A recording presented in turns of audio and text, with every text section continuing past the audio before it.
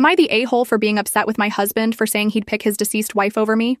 My husband was married before we met. His first wife was his high school sweetheart. They dated through high school, survived long distance during college, and got married at 23 after graduating. Tragically, she passed away at 26 from an aneurysm, leaving him devastated. They never had children, and for years he didn't think he could ever remarry. 4 years later, we met, and eventually, we got married. I was 31, he was 34, and we now have 2 children. I've always known about his late wife and her importance in his life, and I've never asked him to get over her because I can't imagine the pain of losing a spouse. Last night, we attended a friend's potluck. The night was going well until someone brought up past relationships.